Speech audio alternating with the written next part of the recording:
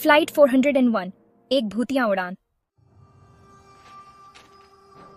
29 दिसंबर 1972 eastern airlines flight 401 New York से Miami के लिए उड़ान भरती है।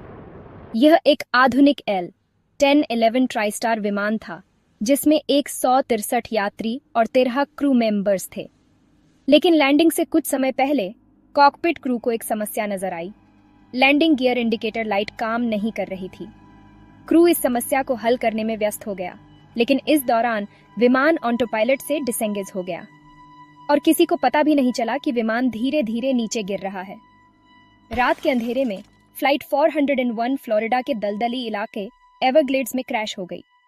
इस दुर्घटना में 101 लोग मारे गए, लेकिन 75 लोग बच भी गए।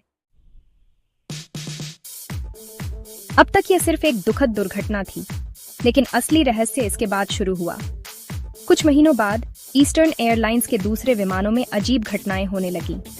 यात्रियों और क्रू मेंबर्स ने दावा किया कि उन्होंने कप्तान बॉब लॉफ्ट और फ्लाइट इंजीनियर डॉन रिप्पो के भूतों को देखा।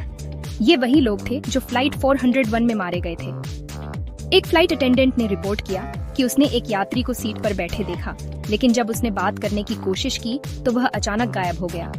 कुछ पायलटों ने कहा कि उन्होंने कॉकपिट में किसी अजनबी की परछाई महसूस की, और जब उन्होंने ध्यान से देखा तो पाया कि वह डॉन रिप्पो थे।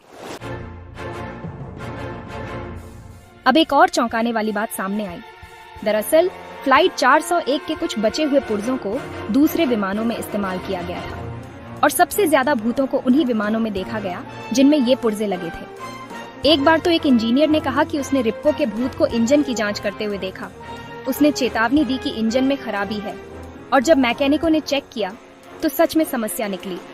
आखिरकार जब एयरलाइंस ने इन सभी पुर्जों को हटवा दिया तो रहस्यमयी घटनाएं भी बंद हो गईं। तो क्या यह सच में भूत थे या फिर केवल कुछ लोगों की कल्पना? क्या ये घटनाएं हमें यह बताती हैं कि आत्माएं हमें चेतावनी देने आ सकती हैं? ईस्टर्न एयरलाइंस ने इन घटनाओं को कभी स्वीकार नहीं किया, लेकिन कई कर्मचारियों ने गुप्त रूप से इसकी पुष्टि की। 1978 में इस पर एक किताब और फिल्म भी बनी।